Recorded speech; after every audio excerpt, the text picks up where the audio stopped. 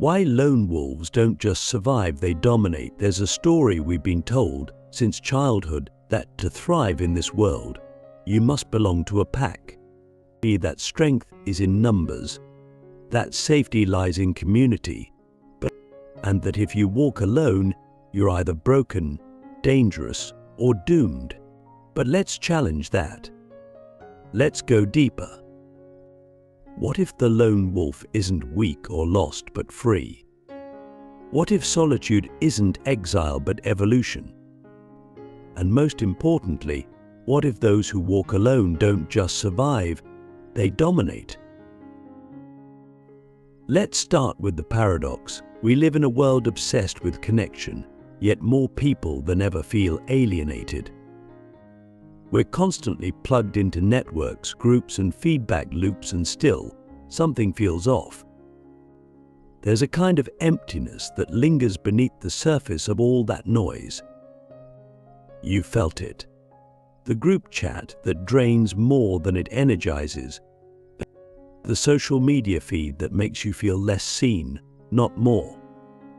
The collective approval you chase, only to feel hollow once you get it. Why? Because we've confused connection with codependence. We've mistaken conformity for belonging.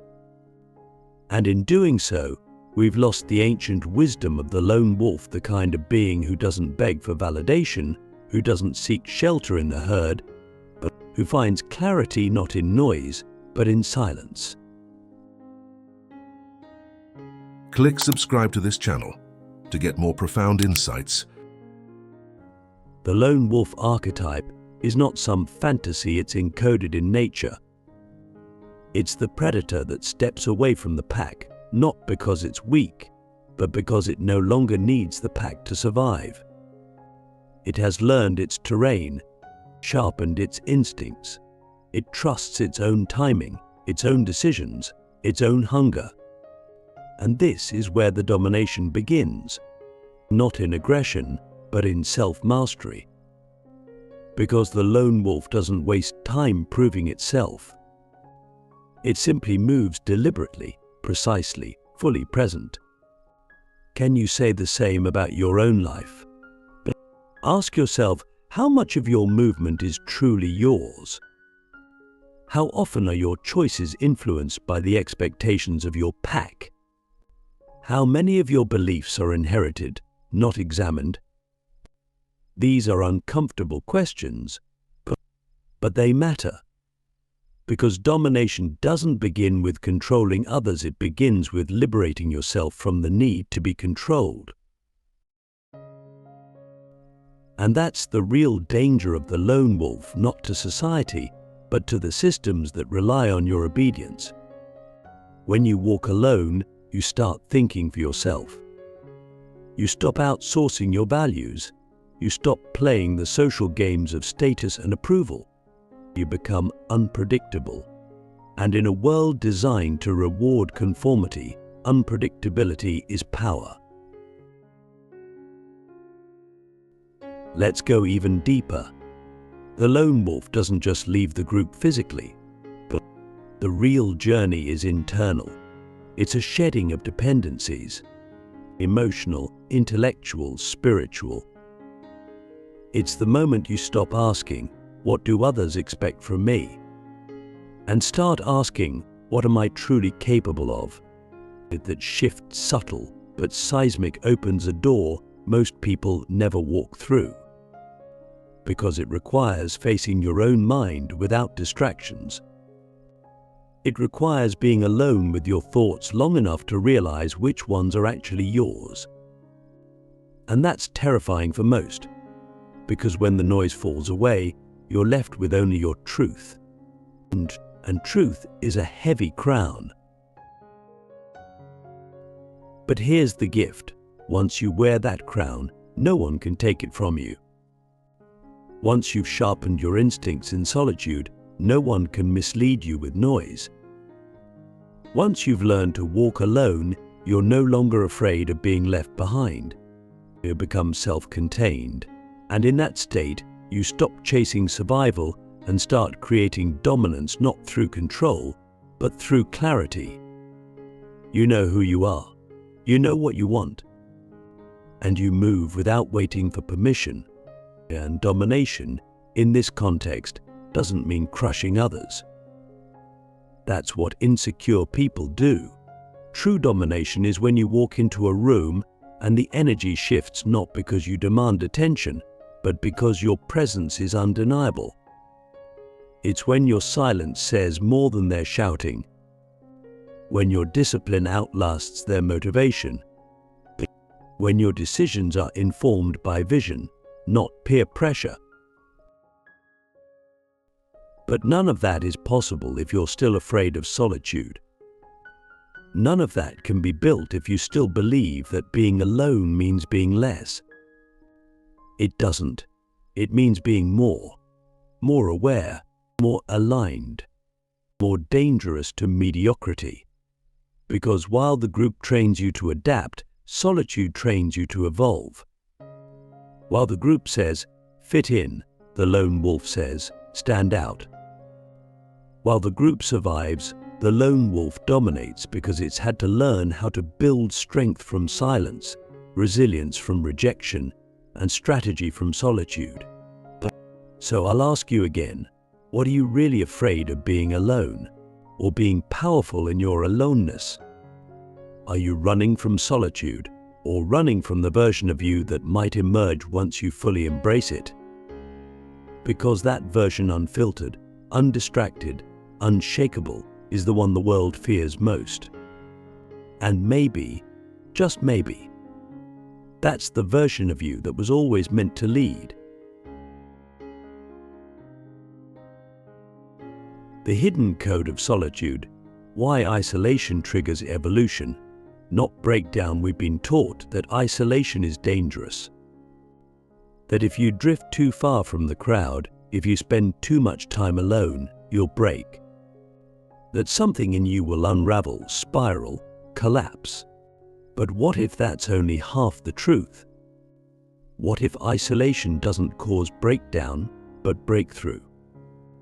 What if solitude isn't a void, but a code one that unlocks levels of clarity, transformation, and personal power that the noise of the group will never allow you to reach? Let's be brutally honest. Most people are terrified of being alone because they've never actually met themselves. They've met versions of themselves edited for approval, filtered for safety, shaped by culture, family, politics, religion. But the raw self, the one that doesn't perform, and that self only emerges when the distractions vanish. And for many, that moment is unbearable. Not because they're weak, but because they've never been taught how to sit with their own mind without flinching. But here's the twist. Solitude doesn't destroy you. It reveals you. It doesn't create suffering. It removes the distractions that were numbing the suffering you didn't even realize you were carrying. And in that space where no one's watching, where no one's clapping, you finally see yourself clearly. And the masks fall, the excuses fade, and what's left? Something ancient, something wild, something real. This is the hidden code. Solitude is not punishment, it's initiation. In every spiritual tradition, every warrior culture, every philosophical lineage worth studying, the highest form of growth requires separation. The prophet goes to the desert. The monk retreats to the mountains. The warrior disappears into the wilderness. Why? Because the noise of the village dulls the edge of the soul. And when you remove the noise, when you step outside the comfort of the crowd, you begin to reforge yourself. In solitude, your thoughts become louder, but so does your intuition. Your fears become sharper, but so does your courage. Your doubts multiply, but so do your convictions. This is not weakness, it's transformation. And it's no accident that the lone wolf, the archetype of the self-reliant, the visionary, the disruptor always returns from solitude more dangerous than before. But let's be clear, there is a difference between isolation and loneliness. Loneliness is the hunger for connection. Isolation is the discipline of disconnection. It's not about escaping people, it's about escaping the versions of yourself you built to please people. It's not about hating the world, it's about stepping outside of it long enough to remember who you are without it. That's where evolution begins. So many of us are stuck in patterns, not because we're incapable of change, but because we've never been alone long enough to hear the voice that would guide that change.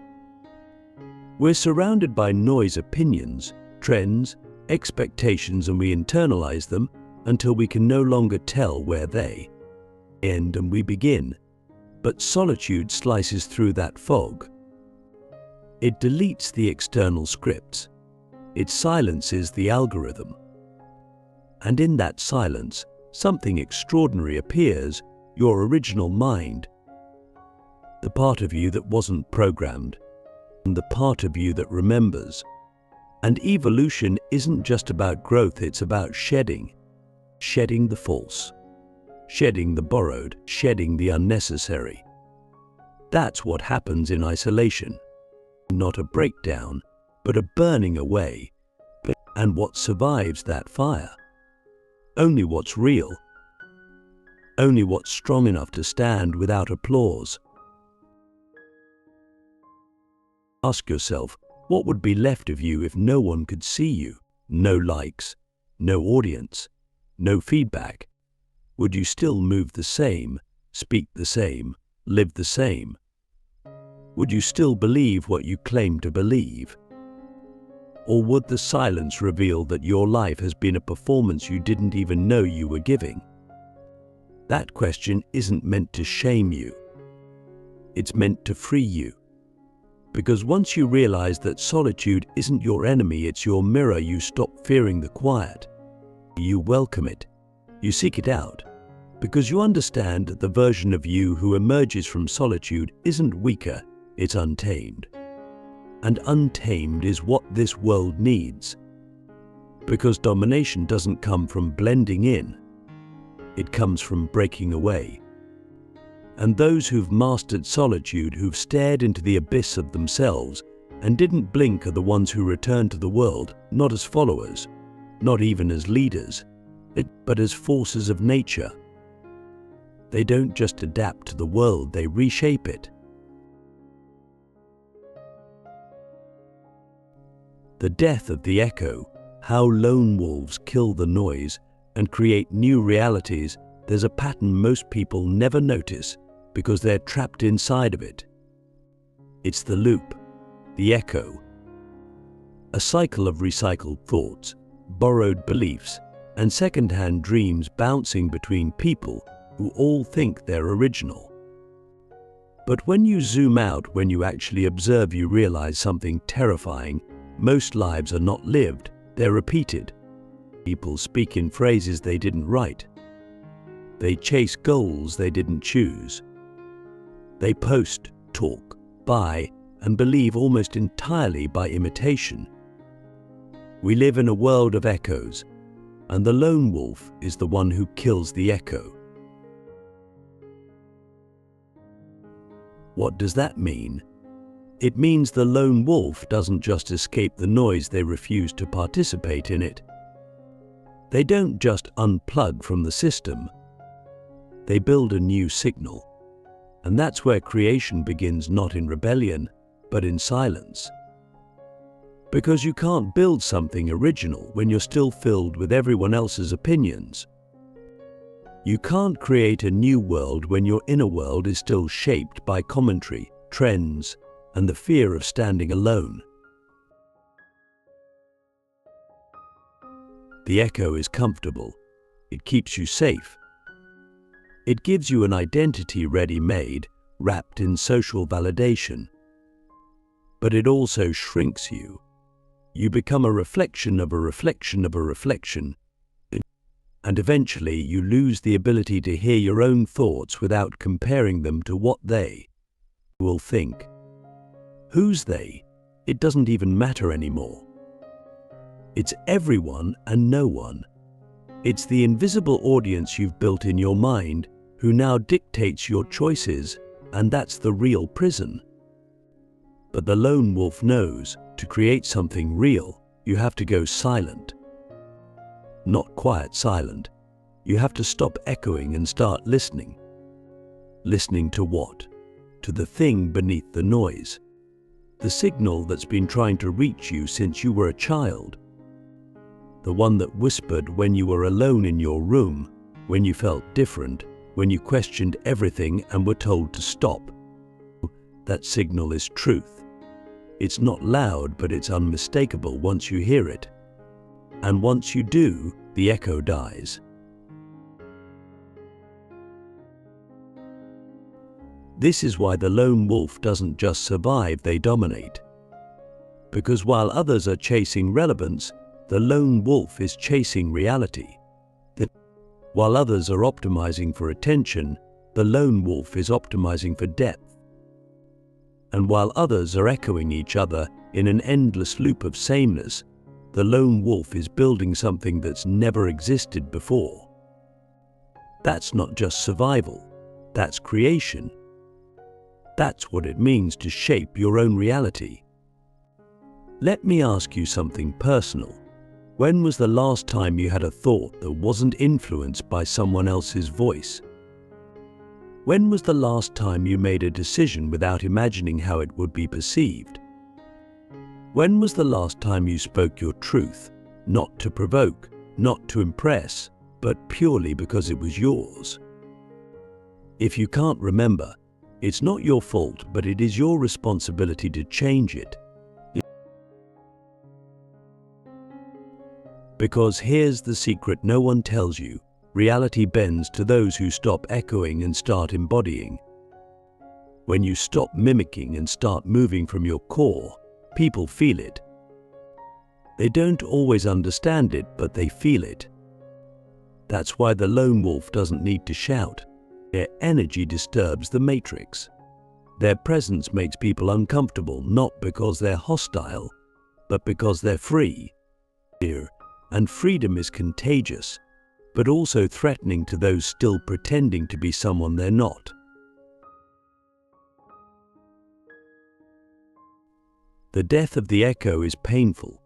It means losing parts of yourself that were never truly yours.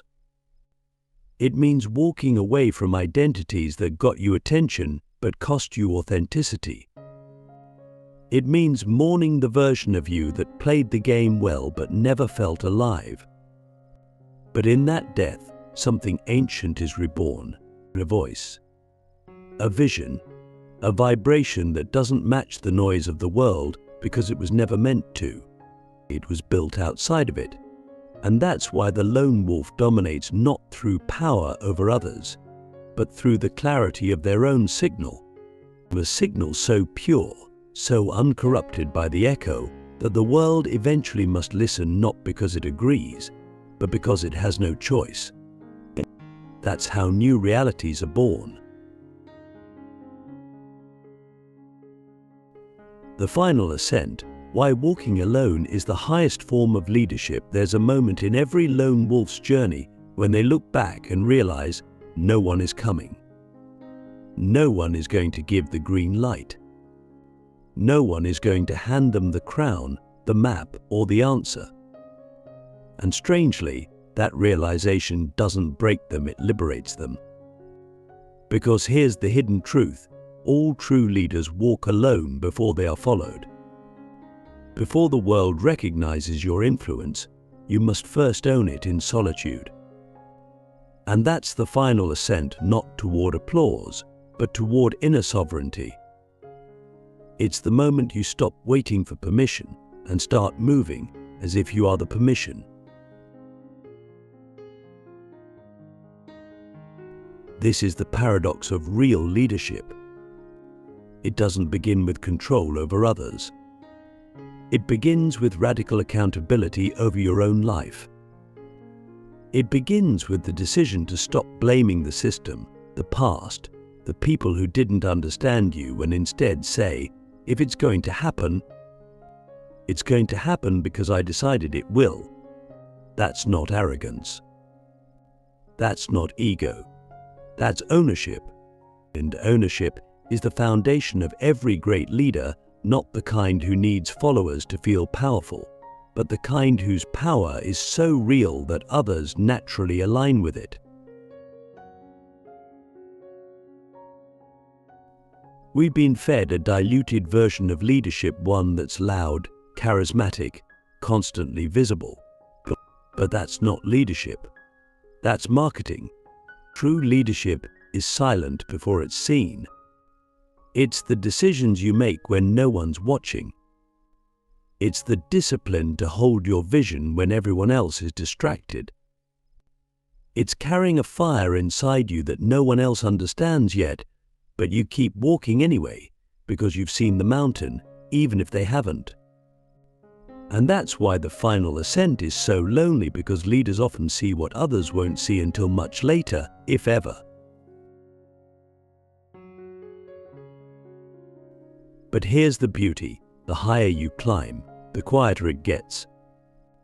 And in that quiet, you realize something sacred. Leadership was never about being followed. It was about becoming someone worth following, even if no one ever does. Because walking alone means you're no longer fueled by external recognition, but you're fueled by alignment, by integrity, by the knowledge that your steps are your own, your values are intact, and your vision is unshakable. But that's what makes your presence magnetic, not your words, but your walk. Ask yourself something uncomfortable. Have you confused visibility with impact? Have you spent more time trying to be seen than becoming someone who's worth seeing? Have you chased followers when you haven't yet followed your own path all the way to its edge? These questions sting, but they're necessary. Because the truth is, most people want the title of leadership without the weight of it. They want the crown, but not the solitude. They want the recognition, but not the responsibility. And that's why they'll never reach the summit. The lone wolf does. Not because they think they're better, but because they refuse to wait. They refuse to dilute their vision to make it more acceptable. They refuse to slow down just to stay close to those unwilling to grow. And in doing so, they reach a place most people never will, not just physically, but spiritually. A place where their life is no longer a reaction, but a declaration. A place where they don't need to convince anyone of their path because they are the path. And then something unexpected happens. Others start to notice, not because the lone wolf asked to be seen, but because their presence is undeniable. People feel the gravity of someone who has walked the long road alone and didn't flinch. They sense the authority that comes from inner conquest, not external applause. And slowly, others begin to follow, not because they were told to, but because they see something real. This is the final ascent, the transformation of solitude into influence, of inner clarity into outer leadership. It's not glamorous, it's not easy, but it's pure. Because when you lead from that place, you lead not from ego, but from essence. You don't need to control others, you simply inspire alignment through the force of your example. And that is unteachable, unreplicable, unstoppable. So no, the lone wolf doesn't just survive. They don't even just dominate. They lead. Not because they had to, but because they chose to walk the path no one else would. And in doing so, they became someone no one else could ignore. You were never meant to fit in. You were meant to rise alone so others could remember how.